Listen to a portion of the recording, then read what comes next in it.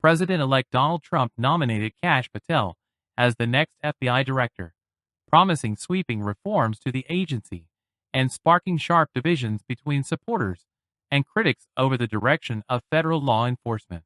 Anyway, the only thing that I put in the book that I recommended the boss to do hits on this. We need a 24/7 declassification audit. Yes.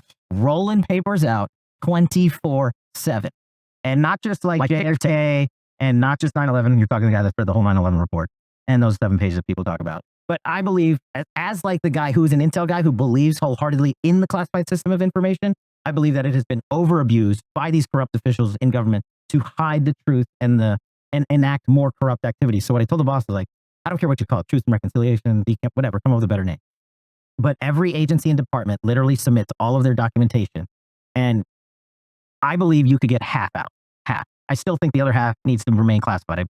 I'll always argue that it does serve a purpose. But like you're seeing in these documents in the Jack Smith case, they're just redacting stuff they lied about, that they broke the law.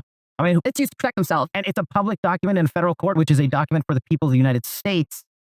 And we can have you run that office. You can come in and just be like, hey, I want all this out. I'll gladly do. I'd be so happy.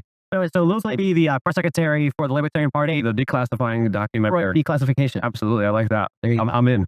So where do I sign up? Yeah. But I think that's how you earn the respect. Like you said, Donald Trump started talking about these things. Then we started putting these documents out there. And remember when I ran Russiagate, right? They came after me and said, if you put out the Nunes memo and you put this out that you wrote, our enemies and our allies are going to get murdered. No one died.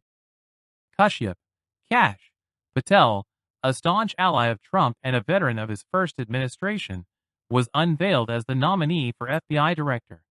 Trump praised Patel as a brilliant lawyer and America First fighter who would address corruption and restore the FBI's integrity.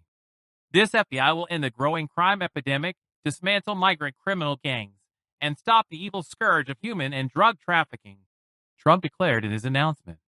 Patel has called for drastic reforms, including the decentralization of the FBI's headquarters. I'd shut down the Hoover FBI building on day one and reopen it the next day as a museum of the deep state, Patel said in a recent interview, proposing to disperse the building's 7,000 employees across the nation to target crime more effectively. The nomination has drawn criticism from former FBI officials and political commentators. Andrew McCabe, the FBI's former deputy director, expressed alarm, stating that Patel's leadership could harm the FBI's operational independence. Frank Figliuzzi, former assistant director for counterterrorism, called Patel's proposals dangerous, arguing that they would compromise national security.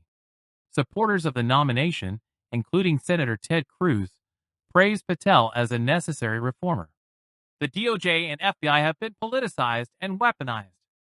Kash Patel is a strong nominee to take on partisan corruption, Cruz stated. Patel's tenure in Trump's first administration included roles as chief of staff at the Department of Defense and deputy director of national intelligence. He gained prominence for his work on the Russiagate investigation and his criticisms of the Mueller probe.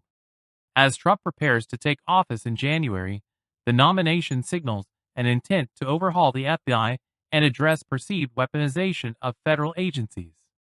The Senate confirmation process is expected to be contentious, reflecting the divided opinion on Patel's vision for the Bureau.